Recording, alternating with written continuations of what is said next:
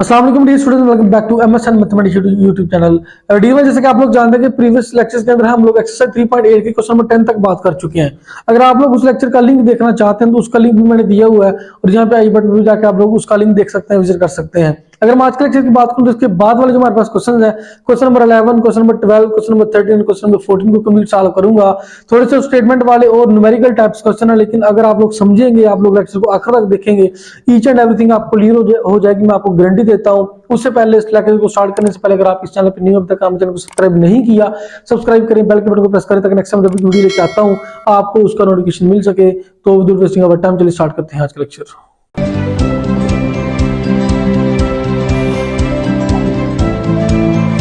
देखें जी dear students, क्योंकि statement थोड़ी सी लंबी है तो व्हाइट बोर्ड पे लिखने से आपका भी टाइम वेस्ट होगा, मेरा टाइम भी वेस्ट होगा। तो देखें जी क्वेश्चन नंबर 11 की बात करते हैं। इसमें कहता है if the original 24 meter edge length x of a cube decreases at the rate of 5 meter per minute. कहते हैं जी आपके पास एक क्यूब है और उसकी जो एक मतलब उसका एज है, उसकी जो लेंथ है वो 24 मीटर है और वो जो है ना वो डिक्रीज होती है किसी रीजन की वजह से। किस रेट पे डिक्रीज होती है? 5 मीटर पर मिनट, एक मिनट में 5 meter. When x is equal to 3 meter at what rate does the cubes surface area कैसे चेंज होता है वो आपने निकालना है। उसके बाद सेकंड वॉल्यूम, उसमें वॉल्यूम में क्या तब्दीली आती है, वॉल्यूम में क्या चेंज आता है वो आप लोगों ने निकालना है।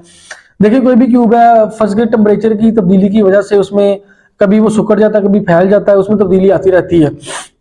कहते हैं लेट्स सपोज के अब हम सबसे पहले यहाँ पे क्यूब की डायग्राम बनाएंगे। डायग्राम बना के हम वाजे तौर पर ईच एंड एवरीथिंग आपको क्लियर करके बताऊंगा कि दरअसल उसने हमें क्या पूछा और हमने फाइंड क्या करना है।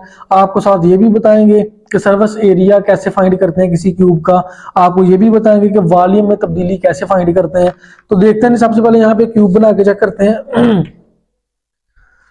हाँ जी, तो देखिए क्वेश्चन नंबर 11 के अंदर सबसे पहले हम यहाँ पे छोटा सा क्यूब बना के आपको बताएंगे कि दरअसल हमने इसमें करना क्या है। ये इस तरह से हम लोग क्यूब बनाते हैं, जिस तरह वो डाइस नहीं होता, डाइस जिसको लूडो का दाना कहते हैं, उसकी मिसाल ले सकते हैं आप लोग।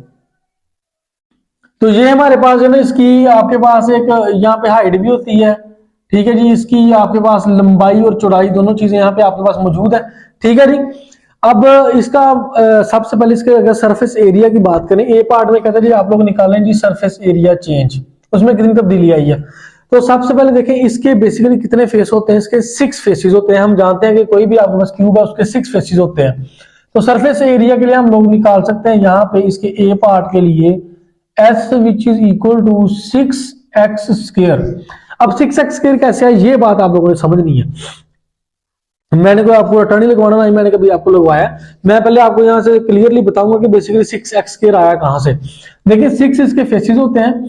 अगर एक हम इसके फेस का, यानी कि ये हमारे पास एक इसका फेस है, अगर हम इसका एरिया निकालते हैं तो एरिया निकालने का फार्मूला होता है जी लेंथ मल्टीप्लाई विथ, लंबाई और चौड़ाई को हम लोग मल्टीप्लाई करते हैं, ठीक है। अब क्योंकि ये आपके पास चारों साइडें बराबर हैं तो फिर इसकी लंबाई और लंबाई तो सेम होगी, मतलब लेंथ मल्टीप्लाई लेंथ करेंगे तो हम लेंथ को x का नाम देते हैं। तो लेंथ मल्टीप्लाई लेंथ मतलब x का स्क्वायर हो जाएगा। तो जब एक फेस का, एक साइड का आपके पास एरिया जो आ रहा है वो आ रहा है x स्क्वायर, तो फिर 6 फेसेस का होगा 6x स्क्वायर। ऐसे ही है ना, 1 फेस, 2 फेस, 3 फेस, इस तरह इसके 6 फेसेस हमारे पास होते हैं। तो अगर एक फेस का हमारे पास एरिया आ रहा है जी x स्क्वायर, दो तो फिर 6 फेसेस का आएगा 6x स्क्वायर। तो सरफेस एरिया चेंज ऐसे 6x स्क्वायर हमारे पास आ चुका है। अब उसने हमें क्या दिया हुआ जिसमें जो डिक्रीज हो रहा है, कहते हैं जिसकी लेंथ में जो डिक्रीज आ रहा है, यानी कि dx बाई dt, जो टाइम की रिस्पेक्ट से जिसमें डिक्रीज आ रहा है वो जी आपके पास -5 मीटर पर मिनट। उसने तो आपको 5 दिया हुआ है लेकिन हमने इसको -5 लेना। -5 क्यों ले रहे हैं? क्योंकि ये डिक्रीज हो रहा है, कम हो रहा है। तो जब कोई चीज डिक्रीज होती है उसको हम माइनस में लेके चलते हैं। तो हमने इसको लिया जी dx by dt which is equal to -5 meter per second. अब हमने इसके अंदर जो है ना वो तब्दीली चेंज फाइंड आउट करना है। तो ये हमारे पास फंक्शन है, इसका आप लोग डेरिवेटिव लेंगे जी ds बाई dt, t की रिस्पेक्ट से ds बाई dt, क्योंकि टाइम के लिहाज से इसमें तब्दीली आ रही है। तो ds बाई dt करते हैं तो उसका डेरिवेटिव लेते हैं तो 2 सबसे पहले पीछे आके 6 से मल्टीप्लाई होगा तो 12 बन जाएगा, 12x आ जाएगा। अब x का दोबारा डेरिवेटिव लेंगे तो ये बनेगा dx by dt, dx by D T बन जाएगा। अब देखिए D X by D T उसकी वैल्यू उसने आपको -5 दी हुई है। इसी तरह से उसने बोला हुआ जी एट किस वैल्यू को चेक करना है, at x is equal to 3। X is equal to 3 भी उसने दिया हुआ, तो यहाँ पे एक्स की जगह 3 पुट करें, D X by D T की जगह पे आप लोग -5 पुट करें, आंसर आ जाएगा।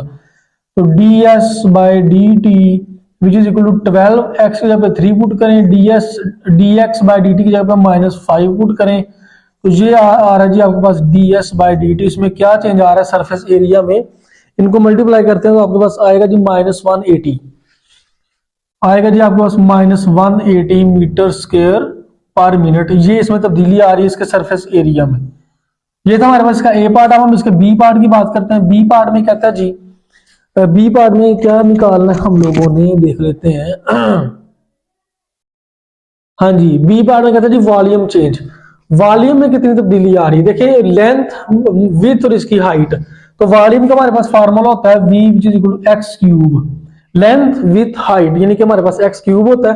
तो इसका आप लोग इसकी वॉल्यूम में चेंज निकालने के लिए इसका भी आप लोग डेरिवेटिव लेंगे, तो ये बनेगा D we by D T which is equal, उसका डेरिवेटिव 3x की पावर 2 बन जाएगा। दोबारा से लेंगे तो dx बाई डी टी आ जाएगा।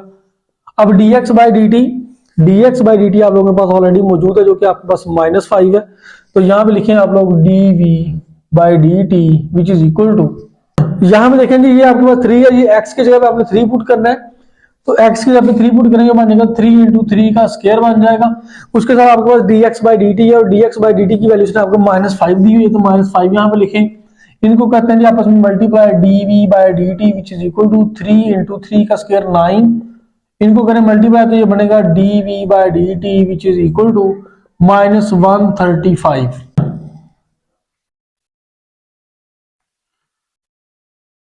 Metre cube per minute. ये है जी आपके पास final answer of question number 11। यही था हमारे पास, शॉर्ट सा था और सिंपल था। दिखने में शायद आपको लग रहा हो जी बड़ा डिफिकल्ट है, लेकिन हमने हमेशा से आपको इजीएस्ट मेथड से ही करवाया था कि आपको इजीली ईच एंड एवरीथिंग समझ आ जाए। नेक्स्ट हम लोग बात करेंगे क्वेश्चन नंबर 12 की। नेक्स्ट है जी हमारे पास क्वेश्चन नंबर 12 में भी हमारे पास क्यूब वाला ही क्वेश्चन दिया हुआ, कहता है जी क्यूब सरफेस एरिया इंक्रीज। अब इसमें इंक्रीज आ गया eight the rate of 72, at what rate is the cube volume changing when the edge length is x is equal to 3। कहता है at x is equal to 3 पे आपने इसके volume में क्या तब्दीली आ रही है वो फाइंड आउट करना है, और सरफेस एरिया जो इंक्रीज हो रहा है उसने आपको दिया हुआ जी 72। तो लिख लेते हैं जी हमारे पास सरफेस एरिया, जो चेंजिंग सरफेस एरिया यानी कि उसने हमें दिया हुआ जी ds चेंजिंग सरफेस एरिया, तो ds बाई डी टी उसने दिया हुआ आपको 72। हाँ जी, ds by D T which is equal to 72 inches square per minute उसने आपको दिया हुआ है। तो कहता है जी चेंज इन वॉल्यूम आप लोगों ने यहाँ पे फाइंड करना है। तो चेंज इन वॉल्यूम हमारे पास का क्या होगा जी v which is equal to x cube होता है। वॉल्यूम क्यूब का आपके पास होता है जी v is equal to x cube. अब इसमें चेंज फाइंड करते हैं हम लोग टाइम की रिस्पेक्ट से, तो लिखें जी dv by D T which is equal, उसका डेरिवेटिव लेंगे तो बनेगा 3x स्क्वायर और dx बाई डी टी बन जाएगा। अब देखें जी हमारे पास उसने हमें ये तो बोला हुआ जी at x is equal to 3 पे आपने चेक करना है। तो x की जगह हम 3 पुट कर लेंगे, लेकिन हमारे पास dx बाई डी टी की वैल्यू नहीं है। तो हम लोग dx बाई डी टी की वैल्यू कैसे निकालेंगे, तो हम लोग इस तरह से निकालेंगे कि हम जानते हैं जी s which is equal to 6x square. अभी हमने पढ़ा कि सरफेस एरिया जो आपका इसके पास होता है जी s is equal to 6x square. अब यहां से इसका हम लोग डेरिवेटिव लेते हैं, इसमें चेंज निकालते हैं ds बाई डी टी, तो ये बनेगा जी आपके पास 12x, फिर x का लेंगे तो ये बनेगा dx बाई डी टी। ठीक है जी। अब यहां से आप लोग dx बाई डी टी निकाल सकते हैं, क्योंकि उसने आपको ds बाई डी टी 72 दिया हुआ है। ds बाई डी टी की जगह पे 72 पुट करते हैं तो dx बाई डी टी आप लोग निकाल सकते हैं। तो 72 पुट करें, 72 विच इज इक्वल टू 12, और ये है जी आपके पास 3, उसको यहां पुट कर लें तो ये बनेगा dx बाई डी टी। हाँ जी, तो अब देखें जी 72 विच इज इक्वल टू, इसको मल्टीप्लाई करेंगे तो ये 36 बन जाएगा, dx बाई डी टी बन जाएगा। अब 36 को इधर ले आए, इसको करते हैं यहाँ पे डिवाइड, तो ये बनेगा जी dx बाई डी टी। तो dx बाई डी टी की वैल्यू आपके पास आएगी dx by D T which is equal to 2 आ जाएगी। तो dx बाई डी टी की जगह पे आप लोग 2 पुट करेंगे। अब कहाँ पे, हाँ जी इस फार्मूले में 2 पुट करेंगे dx बाई डी टी की जगह पे, x की जगह पे 3 पुट करेंगे, आपके पास आंसर आ जाएगा। तो लिखें जी यहाँ पे dv dv by D T which is equal to 3 into आपके पास है जी एक्स भी आपके पास 3 है तो 3 का स्क्वायर, और dx बाई डी टी भी हम लोगों ने यहाँ पे 2 निकाला तो यहाँ पे लिखे जी 2, तो ये बनने जा रहा है dv by D T which is equal to 3 into 9 into 2, तो मल्टीप्लाई करें जी ये आपके पास क्या बनने जा रहा है dv by D T 54 inches cube per minute, क्योंकि वॉल्यूम का ये आपके पास यूनिट होता है। This is the final answer of question number 12। Next हम लोग क्वेश्चन नंबर 13 की बात करते हैं। क्वेश्चन नंबर 13 की बात करते हैं, उसमें कहता है जी वॉल्यूम उसने दिया हुआ radius are and height H of a right circular cylinder, cylinder की बात कर रहा है, सर्कुलर सिलेंडर जिसमें आप लोग गैस भी भरवाते हैं वही सिलेंडर की बात कर रहा है। R related to the cylinder's volume V by the formula V is equal to pi are square H. अब यहां से ये फार्मूला भी आप लोग ध्यान में रख रहे हैं कि सिलेंडर का जो वॉल्यूम होता है उसका फार्मूला होता है v is equal to pi are square H, तो वो तो उसने आपको ऑलरेडी दिया हुआ है। ए बी और सी तीन पार्ट्स आपने इसमें सॉल्व करने हैं। ए पार्ट में कहता है जी how is dv by D t related to dh by D t if r is constant. कहते हैं जी पहले इस फार्मूले से r को कांस्टेंट रखें, इसका डेरिवेटिव लेके सॉल्व करें। बी पार्ट में कहता है h को कांस्टेंट रखें, सॉल्व करें, डेरिवेटिव लेके सॉल्व करें।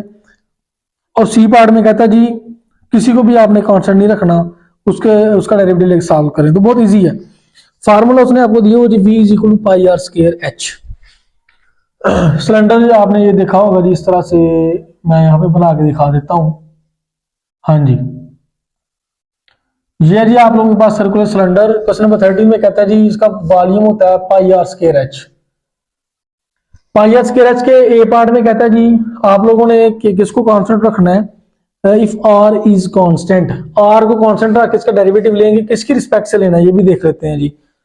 इसका डेरिवेटिव लेना है टी की रिस्पेक्ट से, कहता है टी की रिस्पेक्ट से इसका डेरिवेटिव लें और आप लोग कांस्टेंट रखेंगे यहाँ पे आर को, तो ले लेते हैं जी हमारे पास dv by D T which is equal to R को मैं अगर कांस्टेंट रखता हूं तो फिर आर में तो कोई फर्क नहीं पड़ेगा, कांस्टेंट है पाई आर स्क्वायर, और h हमारे पास क्या बनेगा जी, आर तो हमारे पास कांस्टेंट में कोई फर्क नहीं पड़ेगा, तो h की जगह पे हम लोग लिखेंगे dh बाई डी टी। उसके बाद हमारे पास बी पार्ट में देखें जी, बी पार्ट में क्या कहता है, बी पार्ट में कहता है जी आपने h को कांस्टेंट रखना है और उसको सॉल्व करना है। अगर मैं h को कांस्टेंट रखता हूं तो इसका हम लोग फिर आर स्क्वायर का हमारे पास यहाँ पे पावर लगेगा, डेरिवेटिव आएगा, तो लिखें जी dv by D T which is equal to pi तो कांस्टेंट है, पाई वैसे का वैसे आ गया, आर का डेरिवेटिव लेंगे तो बनेगा जी 2r, फिर आर का लेंगे तो बनेगा dr बाई डी टी, और हमारे पास h क्योंकि कांस्टेंट है तो h भी हमारे पास वैसे का वैसे आएगा। इसको तरतीब से लिख लेते हैं dv by D T which is equal to 2 pi are h, पहले लिख लेंगे 2 pi are h dr by D T. This is ये आपके पास ए पार्ट का आंसर था, इसको मैंने बोल्ड कर दिया था कि आपको समझ आ जाए, हाईलाइट कर दिया है। ये था आपके पास बी पार्ट का आंसर। नेक्स्ट हमारे पास सी पार्ट का आंसर है, कहता है ना तो एच आर आपके पास कांस्टेंट है ना आपके पास एच कांस्टेंट है, इसको सॉल्व करें, इसका डेरिवेटिव लेंगे तो dv by D T which is equal to pi तो वैसे का वैसे आएगा आप लोगों के पास। अब आर स्क्वायर और एच आपस में मल्टीप्लाई हो रहे हैं, यहाँ पे ऑब्वियसली इनका प्रोडक्ट रूल लगेगा, तो प्रोडक्ट रूल लगाते हैं तो पहले आर स्क्वायर वैसे का वैसे आ जाएगा और एच का डेरिवेटिव लेंगे टी की रिस्पेक्ट से तो dh बाई डी टी आ जाएगा। उसके बाद प्लस लिखेंगे, उसके बाद h वैसे का वैसे आएगा, फिर आप लोग आर स्क्वायर का डेरिवेटिव लेंगे तो ये आएगा जी 2r dr by D t. अब इसको मुझे सिंप्लीफाई करते हैं dv by D T which is equal to pi are square, अंदर मल्टीप्लाई करवा दे पाई को, pi are square dh by D T plus 2 pi are h, लिखें जी 2 pi are h dr by D T. This is the final answer of c part of question number 13। ये हमारा question number 13 बिल्कुल complete solve हो चुका। अब हम बात करने जा रहे हैं आज के लेक्चर का लास्ट क्वेश्चन, क्वेश्चन नंबर 14 की। नेक्स्ट है हमारे पास क्वेश्चन नंबर 14 में कहता है जी वॉल्यूम आप लोगों ने फाइंड करना है, the radius are and height H of a right circular cone. Cone की बात कर रहा है, कोन भी आपने देखी होगी, उसका आपने वॉल्यूम फाइंड करना है। वॉल्यूम फाइंड करने का फार्मूला होता है जी 1/3 पाई आर स्क्वायर एच। सबसे पहले ए पार्ट में आर को कांस्टेंट रखें, डेरिवेटिव लें निकालें, सेकंड पार्ट में एच को कांस्टेंट रखें, थर्ड पार्ट में किसी को भी कांस्टेंट नहीं रखना और आपने क्या करना है जी आर को और एच को किसी को भी कांस्टेंट नहीं रखना, उसको सॉल्व करना है। तो सबसे पहले देखेंगे 1/3 पाई आर स्क्वायर एच, देखें जी यहाँ पे v is equal to 1/3 pi are square H, और कौन आई थिंक यहां से हम लोग बना देते हैं अगर हमें बनानी आती है तो। ये कुछ इस तरह से आपके पास कौन है जिसकी भी ज़ाहिर कुछ ना कुछ हाइट होती है, ठीक है जी। ये हमारे पास एक कौन है, तो इसका हम लोगों ने सबसे पहले ए पार्ट में क्या करना है, ए पार्ट में आई थिंक आर को कांस्टेंट रखना है, देख लेते हैं दोबारा से। हाँ जी, ए पार्ट में आर को कांस्टेंट रखें, उसका डेरिवेटिव लें D we by D T, T की रिस्पेक्ट से, तो 1/3 वैसे का वैसे आ जाएगा, पाई ऑलरेडी कांस्टेंट है, पाई वैसे का वैसे आ जाएगा, आर से कांस्टेंट रखना रख लिया, तो एच को कांस्टेंट नहीं रखा तो फिर एच का डेरिवेटिव होगा D H by D T, तो इसको तरतीब से लिख लें, तो D we by D T which is equal to 1/3 pi are square D H by D T. This is the final answer of part A. Next हम लोग बात करेंगे पार्ट बी की। पार्ट ए का आंसर भी हम साथ साथ देख लेते हैं कि हमारा आंसर भी ठीक आ रहा है या नहीं आ रहा। 1/3 pi are square D H by D t हमारा आंसर ओके है। नेक्स्ट देखें जी, हम लोगों ने नेक्स्ट कहते हैं जी एच को आप लोग रखना है कांस्टेंट, हाँ एच को कांस्टेंट रखना है, तो इसको हल करना है, तो D we by D T which is equal to 1/3 वैसे का वैसे आ जाएगा, पाई भी कांस्टेंट है वैसे का वैसे आ जाएगा, आर स्क्वायर का डेरिवेटिव लेंगे तो ये 2r बनेगा, 2r और r का दोबारा से लेंगे तो ये बनेगा D r by D T. H भी कांस्टेंट रखा है तो एच को वैसे का वैसे लिख दिया, तो D we by D T which is equal to 1/3 नहीं, ये 2/3 आएगा, 2/3 pi are h d r by D T.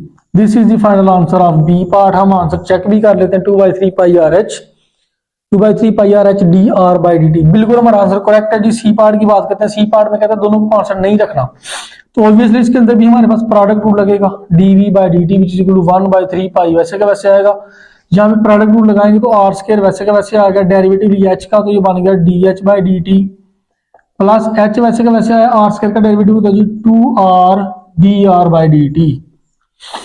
ठीक हो गया जी। अब इसको अंदर करवा देते हैं, यहाँ पे हम लोग मल्टीप्लाई है, तो D we by D T which is equal to 1/3 pi are square D H by D T plus 2/3 pi are H, 2/3 ये 2 है और ये 2 को 1 से मल्टीप्लाई किया 2 आ गया, बटे में आपके पास 3 है, पाई भी आ गया, आर भी आ गया, एच भी आ गया, पाई आर एच और D r by D T.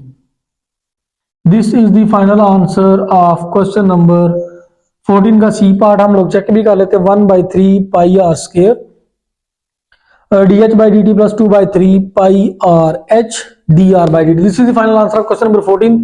Simplest way में मैंने आपको समझाने की कोशिश की ताकि आपको जो एवरीथिंग क्लियर हो जाए, पॉइंट क्लियर हो जाए। सब्सक्राइब लाजमी किया करें और अपने फ्रेंड फैमिली के साथ अपने क्लासमेट्स का लाजमी शेयर किया करें, अपना भी ख्याल रखा करें, इस चैनल का लाजमी ख्याल रखा करें। मिलते हैं इंशाल्लाह नेक्स्ट वीडियो में। नेक्स्ट इंशाल्लाह हम लोग नेक्स्ट क्वेश्चंस की बात करेंगे 15, 16, 17 अप टू सो ऑन। तो इंशाल्लाह मैं रेगुलरली अपलोड करता रहूंगा लेक्चर्स, आपने मेरे साथ रहना है। मिलते हैं इंशाल्लाह नेक्स्ट वीडियो में, तब तक लिए अल्लाह हाफिज।